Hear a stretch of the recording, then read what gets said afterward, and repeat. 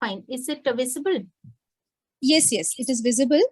I think Okay. all the participants can keep answering over the chat box.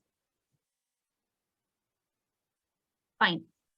So let's start the first question. Which among the following interventions has not shown to reduce BPD? HFNC, CPAP, volume targeted ventilation mode, and non-invasive positive pressure ventilation, not shown to reduce BPD.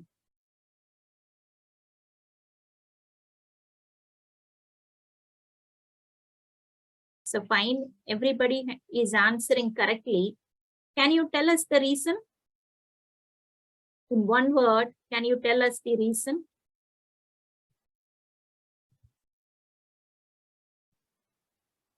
So the answer here is HFNC, as everybody has rightly pointed out. So let's just quickly look at the evidence. So this is the evidence summary for the various respiratory modes in the prevention of BPD. So as you can see, this is from a meta-analysis, and this particular figure shows the forest plot. So compared to mechanical ventilation, CPAP has shown a reduction in death or BPD.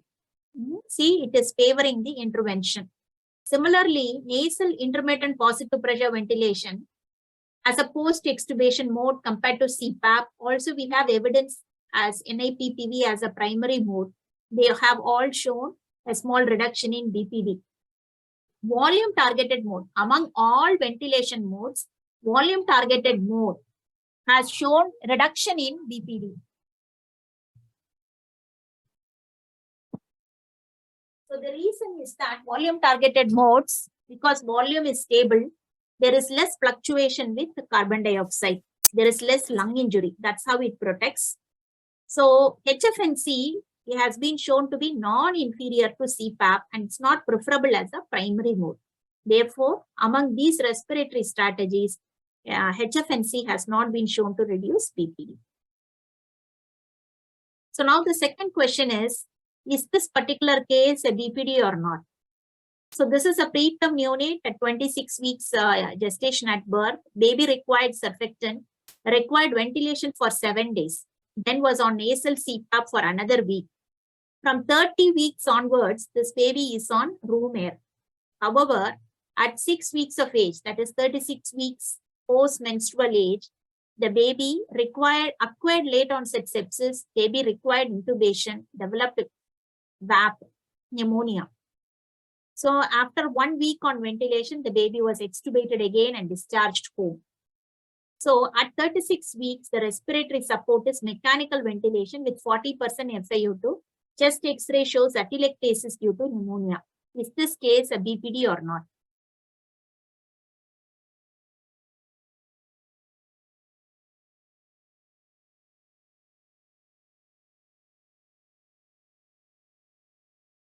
So mostly 3, 4, 5, 6 answers, they are saying no.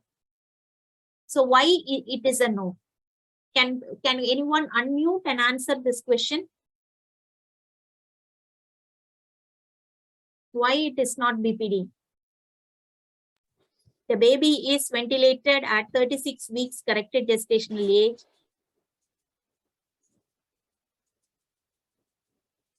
Anyone? Sarita ji, can you unmute the participants? Yeah, I think they are trying to answer in the chat. Okay, sure. Okay. Nisha is telling baby should be continuously on oxygen support.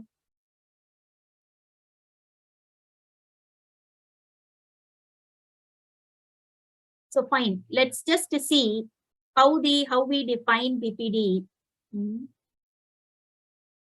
So this is an updated 2018 NICHD consensus classification. Previously, they said baby has to be continuously on 28 days oxygen, and then we reassess the baby at 36 weeks post-menstrual age. So at this 2018 consensus statement, they removed that 28-day requirement for oxygen. But they said that baby at 36 weeks, when we evaluate baby, it has to be a preterm baby born at less than 32 weeks gestation. The baby should be symptomatic with tachypnea, chest retraction, should have a chest X-ray finding which is consistent with BPD and require any one of the oxygen or respiratory support modalities. So they graded, rather than say mild, moderate, and severe, they graded the BPD as 1, 2, and 3. And then based on the FiO2 and the respiratory support, they classified. An interesting point here is that they gave a label of 3A. What is 3A? 3A is a baby who dies between 14 days and 36 weeks gestational age. These babies, because they die early, were previously not at all counted. They said that we should not miss these babies. So 3A would be a baby who could have died because of BPD, but at the same time, there should not be other causes for death.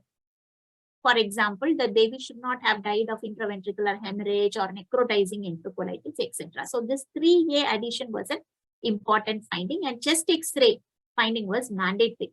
In 2019, Jensen et al., he modified that. He looked at whether the 2018 criteria holds good or not. What we are looking at is when the baby is 18 months of age or 24 months of age, do they still have respiratory problems? That is what they are looking at. So they are trying to see whether this classification of BPD, whether it helps us to predict later respiratory morbidity in the child. So they did a study based on that previous classification, and they said, just forget about the FiO2. It is only the mode of respiratory support that is more important, because that can predict the later respiratory morbidity. So grade 1, they classified grade 1 as any baby who is on nasal cannula less than 2 liters. Grade 2 is nasal cannula 2 liters or more, or any mode of non-invasive support. Grade 3 as invasive ventilation. They said this particular classification, mode is more important, not the FiO2. So that predicts respiratory morbidity in 80% of the babies. So when babies are in grade 1, the risk was 10% only, whereas when we are at grade 3, the risk is 77%.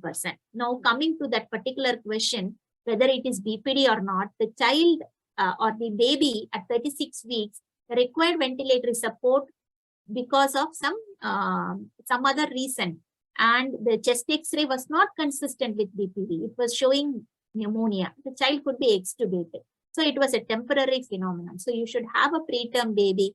Chest X-ray should be consistent with a diagnosis of BPD, and then you reassess at 36 weeks post-menstrual age. So that's the answer. So it's not a BPD because of the following reason. Another pattern whenever we discuss such extremely preterm babies is to look at the pattern of lung disease. So you have 3 patterns here. One is a low FiO2 pattern, but persistent disease. So these babies have a risk of CL, chronic lung disease, to the tune of 17%. Other baby is low FiO2, but later they have a progressive disease. Such babies have a risk of 50%. The other is an early progressive disease babies whose oxygen requirement is higher, and then they continue to increase. So at the end of 7 days, when you look at what respiratory support the baby is, you will be able to predict the pattern. So this particular slide is from the ELGAN studies, extremely low gestational age study. So now question 4, what is the X-ray finding in this baby with respect to lung disease? It is not about the ring which is shown in this particular figure, but please answer. What do you see with the lungs? 26-weeker who is still ventilated at 36 weeks post-menstrual age.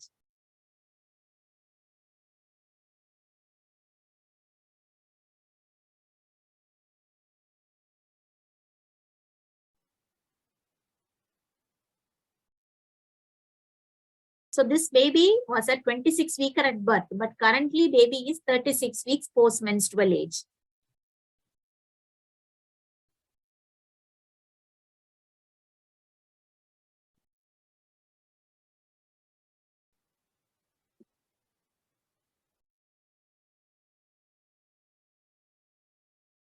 Everybody please answer.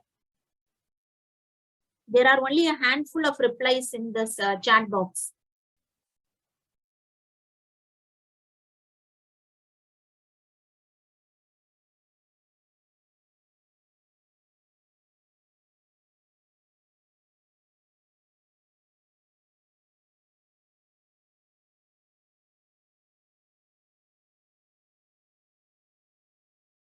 So bilateral diffuse haziness. So it is bilateral, right? The disease pattern is bilateral.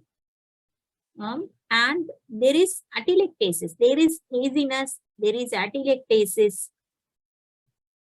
Some areas, some hyperinflation, but generally it is a bilateral diffuse, nearly atelectatic pattern.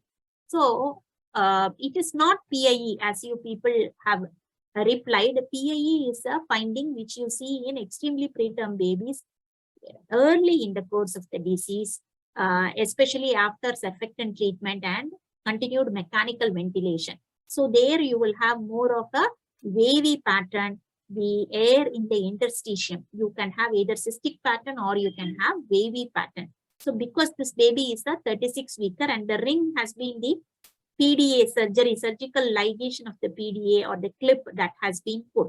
So this is a typical picture of the new BPD. In new BPD, you will find lung volumes can be maintained, but you will have diffuse atelectatic pattern as opposed to an old BPD where you will find diffuse fibrosis, cystic honeycombing, and areas of localized emphysema. So what is the main pathophysiology for the new BPD? Why the X-ray picture of new BPD is different from old BPD? Please type your answers.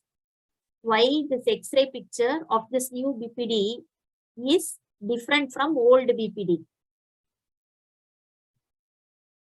Excellent. Many people are typing the correct answers. Yes, it is arrest of alveolarization, oversimplification of alveoli, right? So that is the correct answer. So as you can see in old BPD, you will have lot of focal fibrosis, scarring, emphysema would be there. When you look at the airways, there is inflammation, fibrosis, airway collapse. Whereas in new BPD, you have arrest of alveolarization, oversimplification, so fewer and larger alveoli. So that results in this different X-ray picture. Finally, the last question. You have a 26-weeker on mechanical ventilation. The baby is currently 2 weeks, still ventilated and unable to be extubated. So somebody asks you, can we give dexamethasone to facilitate extubation of this baby and to prevent BPD? You have two answers. Yes, we should give because DEXA decreases the BPD risk, facilitates extubation. Therefore, we should give in this case. Their other argument is dexamethasone can result in cerebral palsy later. So it should be avoided in this case. Dr. Sindhu, I think Ashish sir has joined. So okay, Fine. this is the last question, isn't Yes, it? yes. So Yeah. we can This probably wind up over 30, Yeah. 40 seconds and then we can start with the second case. Yeah. I know it's a very controversial question. Yeah.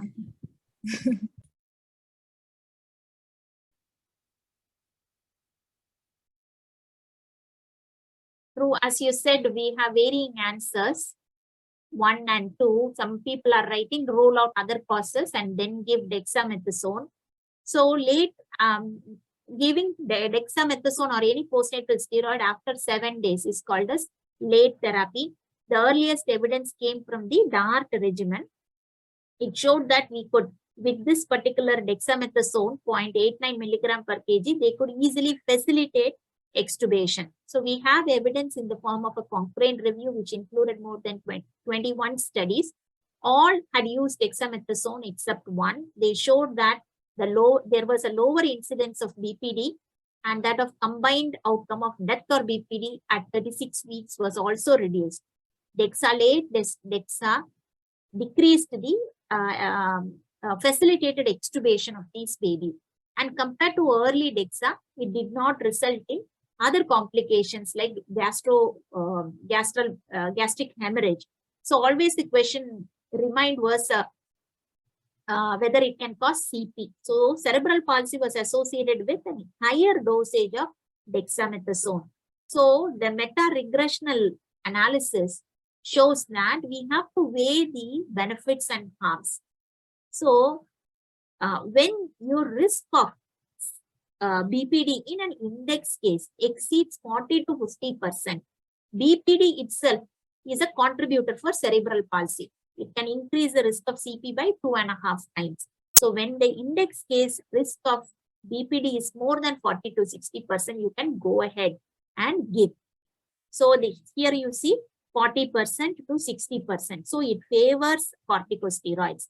Whereas in the index case, if the risk is less than 40%, then you can wait and watch. So there are many risk assessment calculators, and from your own experience, we can decide. So in this particular case, 26-weeker, baby already intubated for more than 2 weeks. So risk of BPD is high. So we can think about giving postnatal dexamethasone. Thank you, Aparna. This is my last slide.